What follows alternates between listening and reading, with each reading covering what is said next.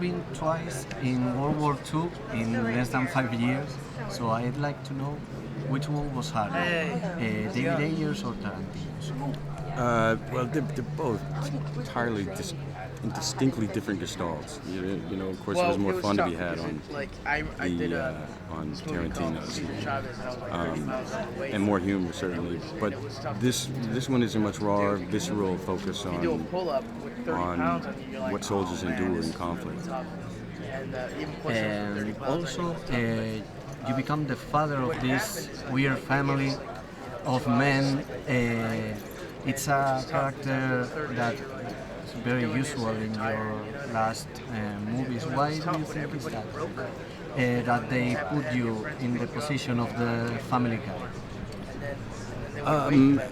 Well, you know, yes, he is. The character is the Ten Commanders, so it's his responsibility is their morale, to make sure they're all functioning. Because if the tanker has to be a machine, and if one cog fails, they're not going home. So it's his responsibility to get that right. Naturally, I was quite comfortable in the role. I'm sure 6 kids helped me with that in training. But we got really tight on this thing. And we were one big dysfunctional family, certainly. On and off the screen. Also, very quick, as a Spanish, I'm very proud that Juan Antonio Bayona is going to direct World War II. So World War Z too. World War Z too, yeah, World War II. Yes. And how do you see it see him for the role? I just think he's one of those guys out there doing really special, really unique and specific work. He's doing his own thing, and for us who were paying attention, we're really impressed. So we were really excited that he'd come on with us. So you like to do a lot of sports, but this movie had a lot of pre-production, boot camp. How did you feel in that part of the preparation of the movie, since you are one of the feeders of the group? Yeah, I think it was much less physical, the boot camp that we did, and much more emotional, psychological, because you're given tasks that you can't accomplish. They're built for failure, right? And you don't know that going in if you've never been to boot camp. They're designed for you to fail, so that you learn to depend on the men around you, and it's about building a team. So it's about ripping you apart so you don't feel like you can do it of your own volition. And it's about building the team up so that you feel that the only way you can succeed is with the group. So I think it was far more psychological and emotional than sports or athletics. And also, I think you are doing now a movie about a war veteran. Mm-hmm. So did it change this movie your vision, or since your family are a lot of war veterans, do you have it already in your mind? Yeah, my father has post-traumatic stress disorder. His father had post-traumatic stress disorder. I think after doing this movie, I have post-traumatic stress disorder, genuinely. And so that informs my next job, which is about a person who has post-traumatic stress disorder. So this has been both, yes, doing this job is one piece, but it's also informed the next job as well. So I feel quite prepared for the next gig. Did you put a lot of your past in the Navy in this film? My own experiences in the military are in the screen a bit. I understand what it's like to work inside of a closed, cramped environment. I know what it's like to work alongside other people for a long time. The culture of the military is very different from the civilian world, and just like in a tank unit, you can't pick your family, you can't choose who you're going to fight with in the tank. And so that intimacy and that understanding of the psychology of the military is very important to me. And also, it was announced recently that you're going to direct Suicide Squad, and I assume that you can tell anything, but how do you feel to enter this big world? It's a privilege. I've been a comic book fan since I was a little kid. I used to sit in the library for hours and just read comic books. And so I want to bring my filmmaking style and my sense of realism to the DC comic world. I couldn't be prouder to go and work for Warner Brothers. Well, you're the youngest of the group.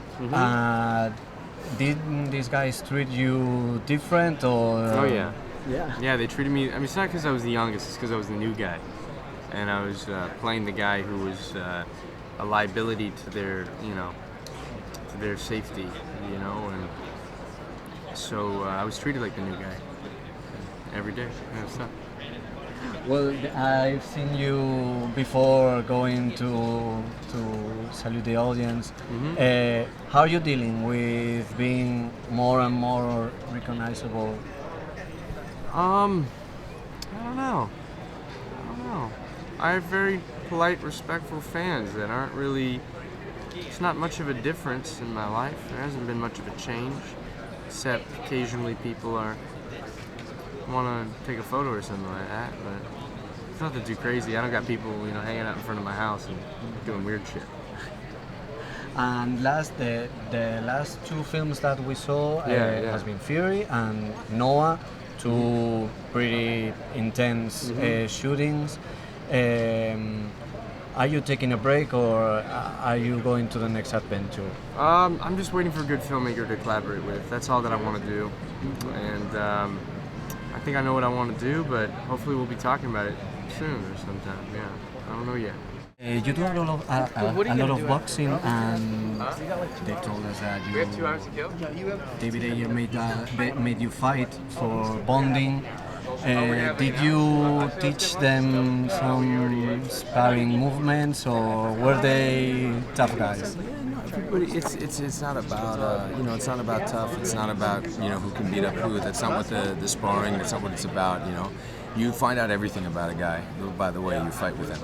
If I'm fighting against somebody who's weaker than me or not as experienced as I am, you can learn everything by whether I take it easy on them, whether I bully them, whether I'm cool with them, and then whether somebody I'm fighting who's better than me, how I react to that.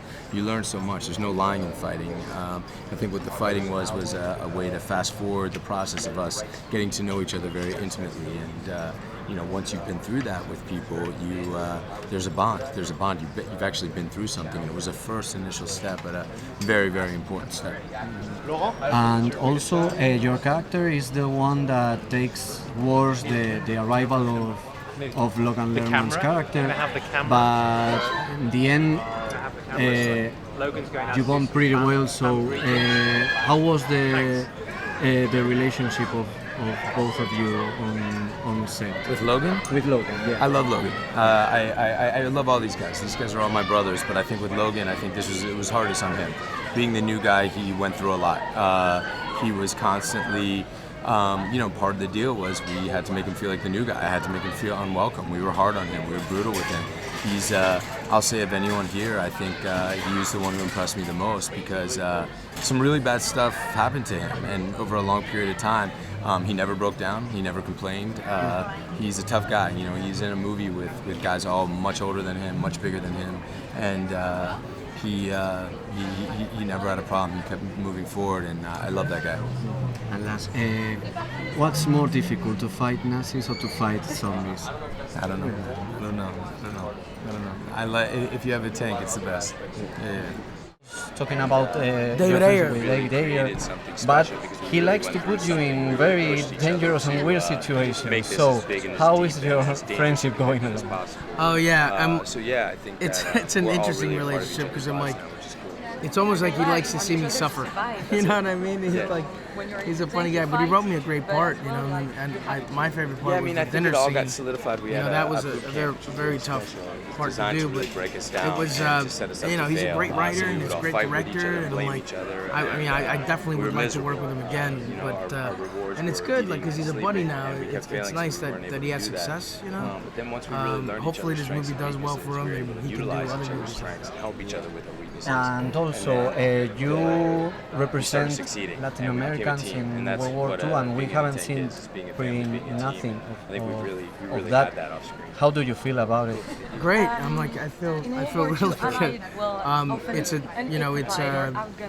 It's an honor for sure. You know what I mean? There's a lot of Latin Americans that fought for it. I think it's somewhere close to like 500,000. Yeah, I think that's a lot.